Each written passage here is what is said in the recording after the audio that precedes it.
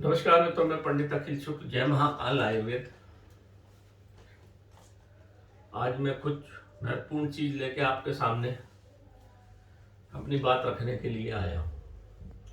जैसा कि आपने देखा होगा, बहुत सारे आयुर्वेदाचार्यों ने भी बताया कि आपके घर में ही, और एमडी डॉक्टरों ने भी बताया, आपके घर में ही बहुत सारी ऐसी औषधियां हैं जिनसे आप ये जो कफ और पित्त का प्रकोप जो आप देख रहे हैं इस समय, इस ऋतु परिवर्तन में, ये ऋतु परिवर्तन का ही फल है। तो इसको कैसे समन इसका किया जा सके, इसके कुछ सरल उपाय हैं। क्योंकि आप घबरा रहे हो और अस्पताल में जा रहे हो, और जिनको शीत प्रकृति के लोग हैं उनको कफ, और इस समय ऐसा एटमॉस्फेयर भी बना हुआ है कि आदमी घबरा रहा है, अस्पतालों में जगह नहीं है। तो हम क्या करें कि हमको अस्पतालों से भी पिंड छूटे, हमारा स्वास्थ्य ठीक हो, और पैसा भी हमारा खराब ना हो। क्योंकि इसके बाद जो आने वाला समय है, तब आपको रोजी रोटी के लिए भी पैसे की आवश्यकता पड़ेगी। तब कहाँ से आएगा अगर सब आप अस्पतालों में ही खर्चा कर दोगे। हमारा भारतवर्ष वैदिक संस्कृति से जुड़ा हुआ है। वैदिक संस्कृति का मतलब होता है जो संसाधन हमको प्रकृति से मिले उसके अनुरूप हम चलें, तो हमारे बहुत सारे रोग अपने आप ही नष्ट हो जाते हैं, और पहली बात तो उत्पन्न ही नहीं होते। इसलिए वेदों में लिखा हुआ कंडे कैसे बनाना, नींबू का अचार कैसे बनाना, ऐसे मिर्ची किस तरह से खाना, ऐसे बहुत सारी चीजें लिखी है। तो कई लोगों का इस संबंध में मेरी चर्चा जब होती थी तो वो कहते थे वेद तो बेकार है, इसमें दैनिक जीवन की चीजें लिखी हुई है। वो बड़ी महत्वपूर्ण थी, जो दैनिक जीवन की चीजें लिखी हुई थी। अगर आप उसके अनुरूप चलते तो आज आपको ये महामारी का मुंह नहीं देखना पड़ता है। देखिए, पशु पक्षियों को तो कुछ नहीं हुआ, मनुष्यों को ही हो रहा है। पशु मरे क्या, पक्षी मरे क्या, नहीं मरे। ये जो प्रकोप हो रहा है केवल मनुष्यों में ही क्यों हो रहा है? क्योंकि आपने प्रकृति के संग जीना छोड़ दिया। पशु पक्षी तो रह रहे हैं, आप नहीं रह रहे हो। इस वजह से आपको इस प्रकोप का सामना करना पड़ रहा है। बाकी पशु पक्षियों को नहीं करना पड़ रहा है, वो तो अपने प्रकृति में मस्त है। तो जो दैनिक जीवन में जो मसाले हैं, उसमें बहुत सारे लोगों ने चीजें बताई हैं, उसका उपयोग हमने छोड़ दिया और हम भौतिकता की तरफ चले गए। विगत 17 वर्ष में भौतिक सिद्धांतों का जो उपयोग हुआ, भौतिकवाद, जो पंखे, टीवी, कूलर, फ्रिज, रखा हुआ आटा, बेसन आपको फ्रिज में रखना, ये सब उसके दुष्परिणाम हैं। और जो यूरोप है, अमेरिका और यूरोप जो है, वो भौतिकवाद 100% मानता था, वो आज परेशान है। एक कोरोना की दवाई, एक नजला जुकाम, एक इन्फ्लुएंजा की दवाई नहीं ढूंढ पाए। साल भर हो गया, हजारों लोग मर गए, लाखों लोग मर गए। ये उसका दुष्परिणाम। हम लोगों ने भी, जो हमारे जो बड़े शहर हैं, बॉम्बे, दिल्ली, नोएडा, नोएडा आप चले जाओ तो आपको ऐसा लगेगा विदेश में आ गए। बॉम्बे के कुछ शहर, कुछ भाग ऐसा है जहां आप चले जाओगे तो आपको ऐसा लगेगा कि हम विदेश में रह रहे हैं। अहमदाबाद में भी ऐसे ही। तो जितने जो बड़े शहर थे, ये करीब करीब 50 से 40% विदेशी चीजों को अपना लिए थे। पैंट भी पहनेंगे तो बोलेंगे इम्पोर्टेड है, शर्ट इम्पोर्टेड है। अब ये जो इम्पोर्टेड चीजें हैं ना, आप समझ में आया, इम्पोर्टेड खाना, इम्पोर्टेड गोभी, बंद डब्बा, बंद खाना खाना, ये उसके सब दुष्परिणाम। अगर हम प्रकृति से जुड़े होते, गांव के आदिवासी क्यों जुड़े हुए, उनको तो कुछ नहीं हो रहा भाई, क्योंकि वो प्रकृति में रहते हैं, जो कुछ मिलता है वो खाते हैं और संतुष्ट रहते हैं। अब मैं आता हूं मूल मुद्दे की बात। ये तो मैंने भूमिका बताई कि भौतिकवाद, भौतिकता का ये बिगड़ा हुआ स्वरूप है, उसका रिजल्ट है जो आप लोगों ने अपनाया। अभी भी सचेत होकर अपने वापस अपने संस्कृति पे लौटेंगे तो ये देश बचेगा। पूरी दुनिया में एक भारत एक ऐसा देश है जिसको आज तक कोई नहीं मिटा पाया, और बहुत कोशिश की और आज भी कोशिश कर रहे हैं कि आपकी संस्कृति को समूल नष्ट कर दें। ऐसा क्या है इसमें जादू कि ये मिटता ही नहीं? हजारों साल से इस पे हमले होते चले आए, पर ये मिटता क्यों नहीं? ये मिटता इसलिए नहीं कि इसमें जो साधु बाबा, महात्मा, आयुर्वेदाचार्य जो हमारी मूल संस्कृति को बचाए हुए हैं, उसके कारण बचा हुआ है।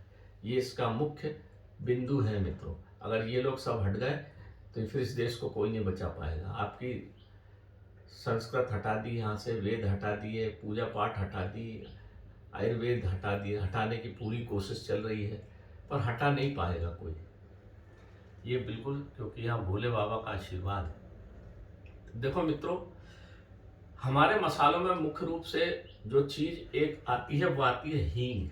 ये है हींग। ये ये हींग मित्रों ईरान, अफगानिस्तान और आपका लद्दाख में होती है। करीब करीब ये तीनों एक ही जैसे हैं, बिल्कुल सूखे पहाड़ी पहाड़ होते हैं वहाँ। उसमें एक पेड़ उगता है, उसमें पत्तियाँ नहीं कांटे होते हैं। उसमें जो चराने वाले, भेड़ चराने वाले लद्दाख में होते हैं, वो चाकू से निशान बना देते हैं। उसमें जो रस इकट्ठा होता है उसको बोलते हैं हींग। ये है हींग। ये ऐसी नरम रहेगी मित्रों, ये ऐसी नरम। ये तोड़े हुए लगभग पता नहीं कितने 1-2 माह तो हो गए होंगे। ये ऐसी नरम रहेगी और इसको जैसे आप पानी में डालोगे तो घुलेगी, और घी में या तेल में डालोगे तो जल्दी जलेगी नहीं। इसको बोलते हैं हींग। जो आपको बाजार में देते हैं ना, वो सब मिलावट है, वो हींग नहीं है, इसलिए आपको फायदा नहीं हुआ। भयंकर तेज खुशबू है इसकी, बहुत तेज। ये 15 ग्राम हींग है। हमको जरूरत थी, हमारे रिश्तेदारों को सबको देना था, तो हमने खुद लद्दाख से बुलाई। लद्दाख के हमारे हैं लोग, लद्दाख में उन्होंने इकट्ठी करके लाके हमको दिल्ली में दी। दिल्ली से फ्री आए। ये 30 ग्राम है तो ये 15 ग्राम। 15 ग्राम हींग देखिए आप कितनी सारी है। ये आराम से 2-3 माह आपके घर में चल सकती है। इस हींग का प्रयोग अगर आप दाल में, सब्जी में, सब में करेंगे तो हींग इतने काम की चीज़ है मित्रों। हींग जो है आपको, ये गर्म होती है थोड़ी, तो आपके कफ को और पित्त बढ़ाती है। कफ और वात, जोड़ों का दर्द जिनको रहता है, ये कफ के कारण होता है, उसको समूल नष्ट करने में सामर्थ्यवान अगर आप इसको खाते हैं तो। हींग को दाल में डाल के, दाल में छोंका जो लगता है हींग का, अगर आप इसको खाते रहेंगे आपको कभी लंग्स की बीमारी हो ही नहीं सकती। हींग इतनी तीव्र होती है कि ये किसी भी प्रकार के, पुराने समय में बुखार में भी इसको दिया जाता था, मलेरिया बुखार में भी इसको दिया जाता, बुखार के कीटाणुओं को भी मारने में सामर्थ्यवान होती है हींग। ये आपके खून में जाएगी, खून को पतला करेगी, वहां से आपके लंग्स में जाएगी, लंग्स में जितना कफ जमा उसको निकाल के फेंक देगी। ब्लड कोलेस्ट्रॉल है आपका, निकाल के फेंक देगी। हार्ट के ब्लॉकेज को क्लियर कर देगी। किडनी में किसी प्रकार का घाव है या इन्फेक्शन हो रहा है जिसके कारण आप डायलिसिस पे जा रहे हैं, उसको भी ये ठीक कर देगी। लीवर पीलिया कभी आपको होगा नहीं। और शुगर में, ये रक्त शोधक है तो शुगर भी कंट्रोल करती है हींग। हींग इतने काम की चीज है। इसके बाद भी अगर किसी आदमी के पेट में अफरा हमेशा रहता, पाचन शक्ति को बढ़ाती है, खाने को पचाने में सामर्थ्यवान है, जिसके गैस ऊपर आती है, अल्सराइटिस कोलाइटिस है, जिसके पेट में अल्सर हो गया है, अगर वो इस हींग का प्रयोग करता रहेगा तो उसको मैं दावे के साथ बोलता हूँ, उसको कभी न संग्रहणी रोग होगा, न अल्सर होगा, न उसको हार्ट अटैक होगा, न उसको नजला जुकाम सर्दी होगी, न उसको दमा होगा। इतने काम की चीज होती है हींग। तो ये अभी मैंने बुलाई है, ये 15 ग्राम हींग हमारी जो आती है, 15 ग्राम हींग वो हमको 1100 रुपये में दे देता है। ये 15 ग्राम हींग आपका 4-5 आदमी का परिवार है तो आराम से आपको 2-3 माह चल जाती, क्योंकि जरा सी मात्रा डालना पड़ता है, बहुत तीव्र है ये। इतनी सी गोली एक मसूर के दाने के बराबर बहुत है। तो ये इस समय जो रोग, कफ का जो रोग है, अगर आप इसका प्रयोग करते रहेंगे तो कफ का प्रयोग, कफ आपके लंग्स में जमेगा ही नहीं, जम ही नहीं सकता, और जमा है तो निकल जाएगा। और अगर कोई इन्फेक्शन हो गया है लंग्स में, इन्फेक्शन को भी ये समूल नष्ट करती, दीमक तक मर जाती इससे। तो इन्फेक्शन कैसे रहेगा आपके गले में, खून के साथ लंग्स में जाएगा, जो इन्फेक्शन हो रहा है फिर खाते रहोगे तो होगा ही नहीं इन्फेक्शन, और अगर हो भी गया है तो ठीक हो जाएगा।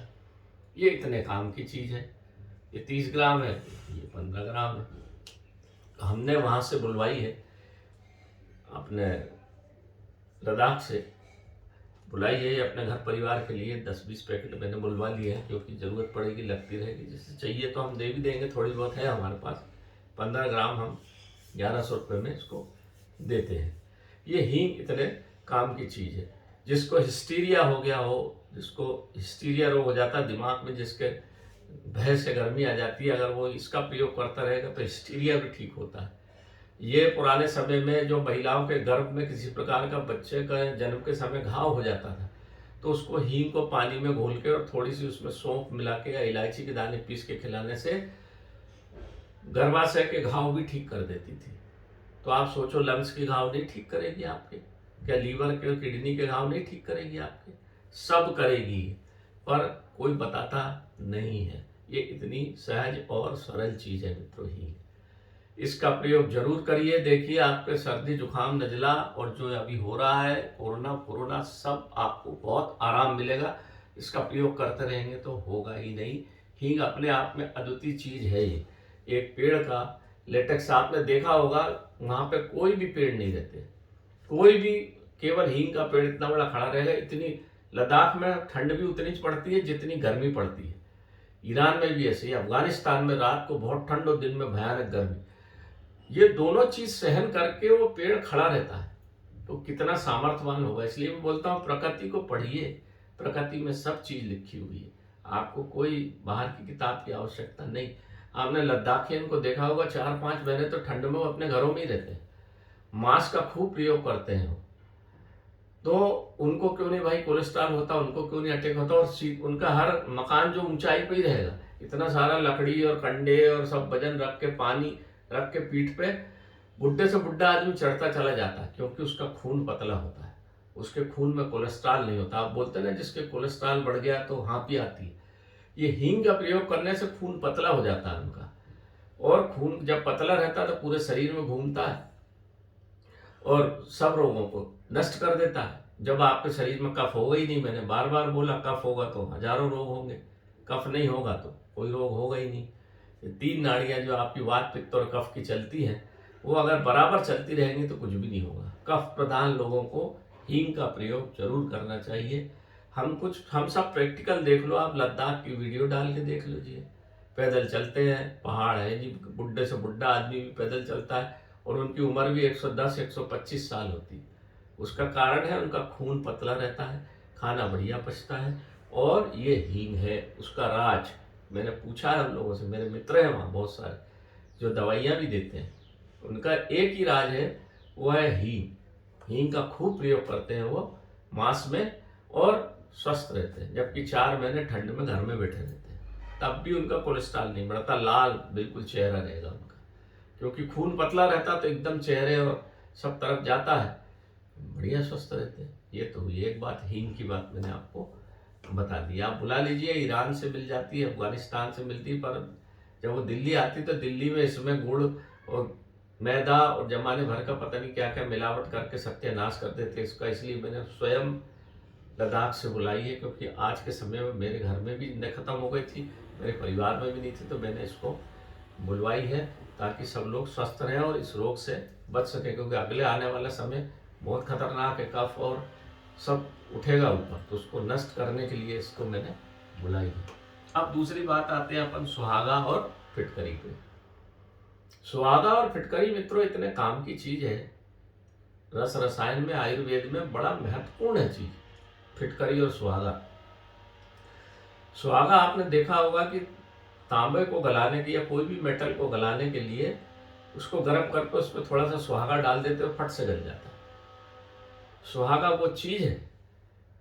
इसी तरह से फिटकरी, फिटकरी पीलिया को भी ठीक कर देती है। अगर फिटकरी को पिघला लीजिए तवे पे और उसको थोड़ी सी मात्रा कच्चे दूध में दे तो पीलिया भी ठीक हो जाता है।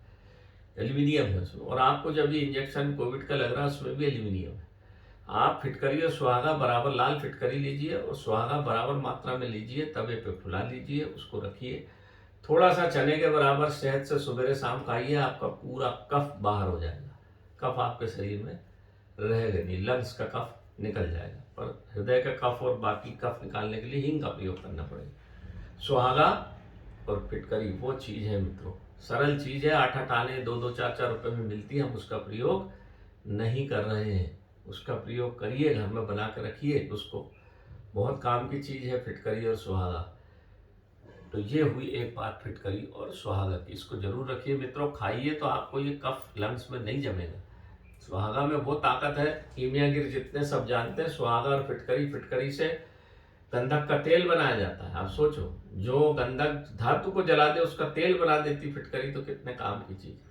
फिटकरी, सुहागा, नमक, चूना, ये 4 चीज कीमियागिर की मुख्य चीजें हैं। जितने कीमियागिर हैं वो सब भली भांति मेरी बात को समझ गए होंगे और एक गंधक अच्छे से समझ गए होंगे। अब मैं बात करता हूं नीम की। देखो मित्रों, नीम की इस समय निबोली पे आ गया है पेड़।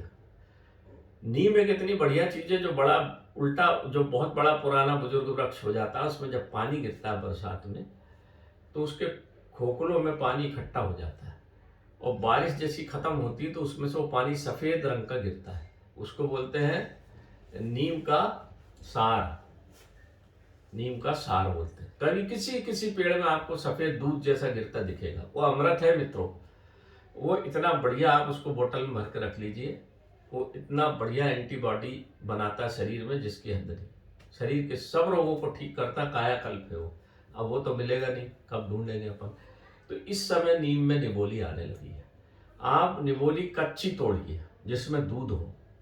उन निबोलियों को कच्ची तोड़ के एक प्लास्टिक के अंदर रख के लकड़ी से कुचलना, उसमें लोहे से नहीं कुचलना, ना मिक्सी में उसको कुचलना, लोहा नहीं लगना चाहिए उसको कुचल लीजिए और ऐसी जगह सुखा लें जहाँ पर धूप उधर हो और छाया इधर हो। उसको धूप ना लगे पर गर्मी लग जाए धूप की, ऐसी जगह रख के उसको प्रेम से सुखा लीजिए। 2 या 3 दिन में वो सूख जाएगी। उसका फिर जब सूखने के बाद आप उसको मिक्सी में डाल के पाउडर, गीले में मिक्सी में नहीं डालना, नहीं तो सब दूध निकल जाएगा, सब नष्ट हो जाएगा। सूखने के बाद उसको मिक्सी में बढ़िया पीस लीजिए और उसको कपड़ छान करके पाउडर बना के रख लीजिए। उस पाउडर को 1 चम्मच सवेरे, 1 चम्मच शाम को खाइए। आपको वात, पित्त, कफ, कैंसर, पेट के रोग, सब में वो नीम का पाउडर काम आएगा।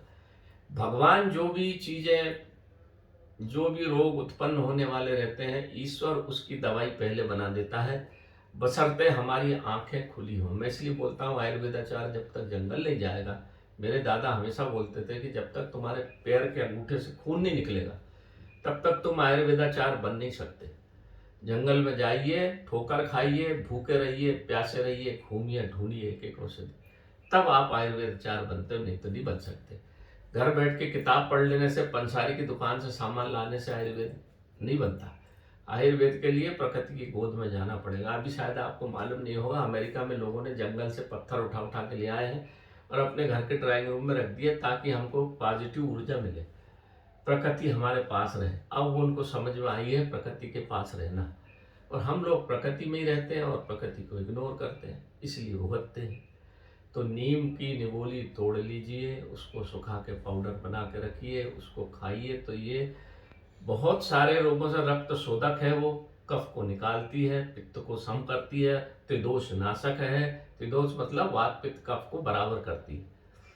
तो मेरे मित्रों, मैं आपसे फिर पुनः अनुरोध करता हूँ कि नीम को ले आइए। हींग चाहिए तो मैं दे दूंगा, हींग है मेरे पास काफ़ी मात्रा में, मैंने बुला के रखी है। सुहागा फिटकरी आप ले आइए, क्योंकि यही ये छोटी छोटी चीज़ें आपको अस्पताल जाने से, पैसा खराब होने से, सबसे बचाएंगी। और अगर आप बना के उपयोग करेंगे और बहुत सारे लोग ठीक होंगे तो मुझे बड़ी प्रसन्नता होगी, क्योंकि ये छाती में रख के कोई नहीं ले जाएगा। ये आयुर्वेद, आयुर्वेद का प्रचार प्रसार होता रहे तो लोग अच्छे हों तो उसका फायदा मिलेगा।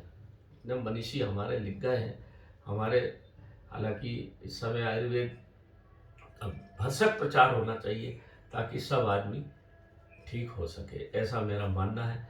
मेरे इस वीडियो को सब सज्जनों को पहुंचाइए मित्रों, ताकि वो इसका लाभ उठा सके। तो आपको भी भगवान पुण्य देगा कि हमको कुछ चीज़ मिली और उससे हम ठीक हुए। जिसके पैसे बच गए, जिसके घर का कोई की जान बच गई, तो आपको परमात्मा आप पे दूसरी कृपा करेगा, मेरा ऐसा मानना है। इसलिए मैंने 3 चीज़ काफ़ी अध्ययन किया अपनी डायरी बाबा की ढूंढ के।